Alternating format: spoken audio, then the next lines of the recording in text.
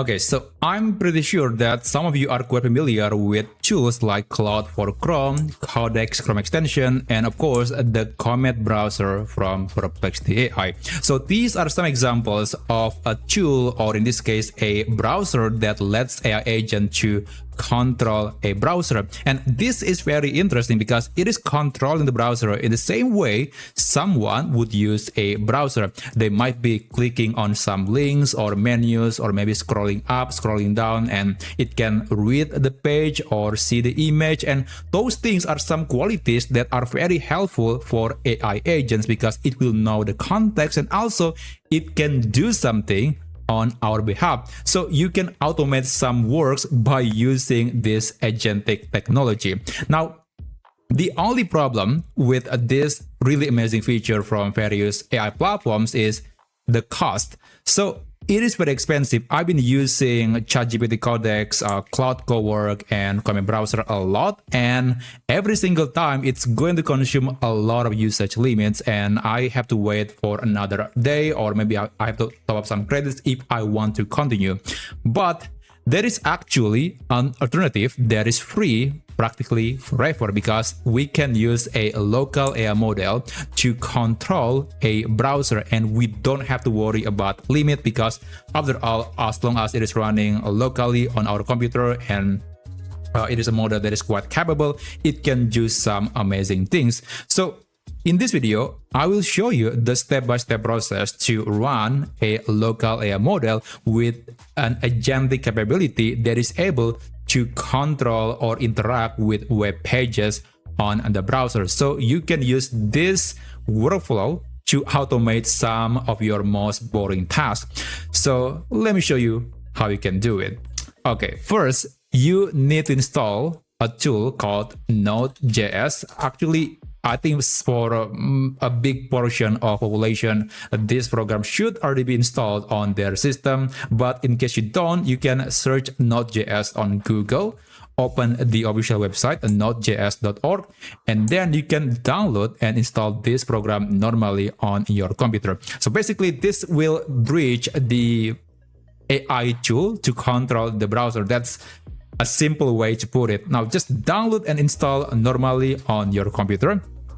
Now, after that, you need to install a tool called LM Studio. Let's navigate to lmstudio.ai, and then you can download and install LM Studio on your computer. So this is one of the most popular tools for running local AI models like GPT-OSS, Qwen, Gemma, DeepSeek, Mistral, GLM, Kimi, and plenty of other models that probably will be released in the future.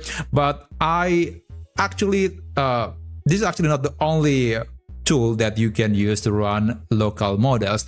There are other options like Ollama and FreeLLM. Then there is also the option to install the barebone llama.cpp. But I think for most people, LM Studio is still a lot easier to use because it has this nice graphical user interface that we can look and navigate. So that's why I do recommend to use LM Studio.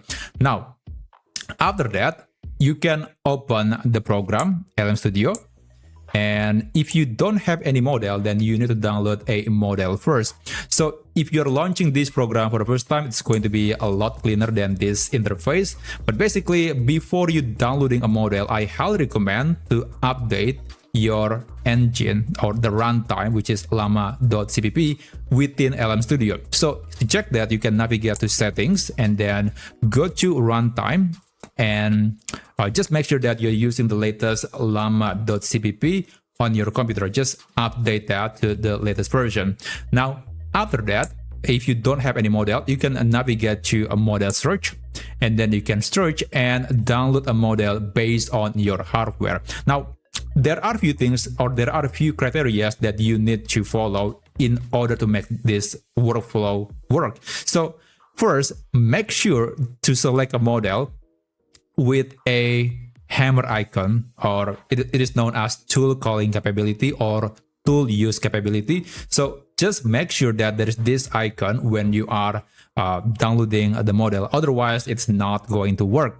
Now, my second recommendation when choosing a model is pick a model with the biggest amount of parameters that can fit within your system. So for example, here I can use Qwen 3.5 with 9 billion parameters. I can also use Nemotron 3 with 4 billion parameters.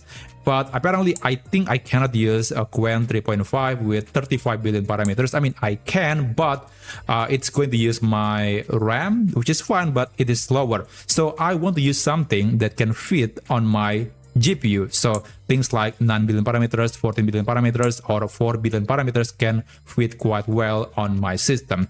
Now, regarding the level of compression, I think for most people, you can get away with 4-bit quantization. So there is 8-bit, 6-bit, and then 4-bit. So 8-bit is very close to the original version, but 4-bit is actually not far different. Like 8-bit quantization is just 98% to the quality of the original version, and 4-bit quantization is more like 95 to 97%. So it's actually very, very close. That's why I think for most people, 4-bit quantization is just the most efficient, the most balanced approach for running the model. And if you're not quite sure about what model to download, and you're not quite sure if you can run the model on your computer, just look at the hammer icon.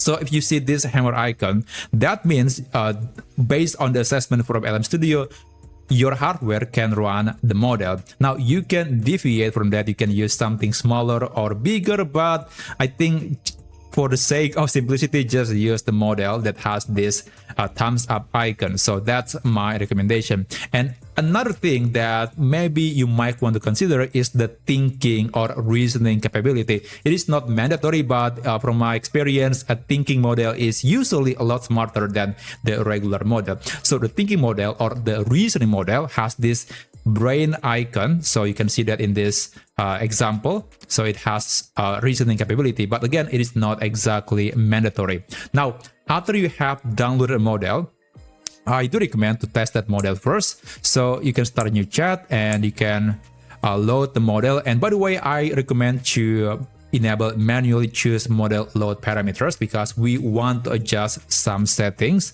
So let's say I want to use Gemma 4 with 4 billion parameters, and I'm going to increase the context length. This is very important because when AI is using tools, especially the reasoning models, it's going to introduce lots of tokens or information within the chat window, and therefore we want to make sure that we got enough context length for AI to not forgetting the thing that we just discussed maybe 10 minutes ago. So we want to make sure that it has enough, let's say, memory to remember everything. So I think 60,000 is good enough for this example. I'm going to load the model, and let me just do some testing like hi there. Oh, it's still loading. Okay, it's running. So yeah, I got the answer. It's fine. So there is no problem. But right now we cannot use this model. We cannot use LM Studio to start controlling a browser. So let me just eject the model first. Now we need to install a Chrome extension called Browser MCP. You can search that on Google, Browser MCP Chrome extension, and you will find this page from Chrome Web Store. Just open it. Click Add to Chrome, and then click Add Extension. And again, it can work on any or most Chromium-based browsers. Okay, so the extension has been installed, and I do recommend to pin that extension for easier access because you need to access this quite a lot. Okay, I'm going to click Get Started, and okay, it's going to show you a sort of guide or process to actually use this extension. So you can follow that if you want to, but I'll just continue to the setup. Okay, it recommends us to install Node.js. We already did that. And okay, so this is the server configuration that we need to add to LM Studio. Now, you can copy it, and then you can go back to LM Studio, and you can open the sidebar right here. In the integration sections, you want to click install, click edit mcp.json, and then we got this warning, but that's okay. Click got it. And then if it is empty, then you can just copy and paste that. But in this case, I already have some MCP, some tools that I used in the past, and I don't want to remove them. So I'll actually just integrate them. So I'll have to copy and paste, and I actually have a tool that let me combine a new MCP into the existing one. It is actually not difficult to do it manually, but I'm too lazy to do that, so I'll just use this tool. Now I'll just go back to mcp.json on LM Studio, delete everything, and then paste, and then save. And as you can see, we got MCP browser MCP, and these are some tools that AI can access when we ask AI to do something with a browser. Now I'll start a new chat, and I'm going to load the model Gemma 4 again, and I'll just increase the context length to about 50,000-60,000. That should be good enough. Okay, now we can actually start asking AI. Well, actually we don't. So let's go back to that extension again. You have to click the extension icon and then click connect. Okay, there you go. Now it is connected, and well, hopefully the AI model can pick that up. So let's ask something like, I want you to navigate to x.com and find the account of Gemini AI, and then visit the profile, and then check its latest post and tell me what was its latest post. Okay, so that's the step-by-step process that I just told AI to do. Now let's see if it can do that.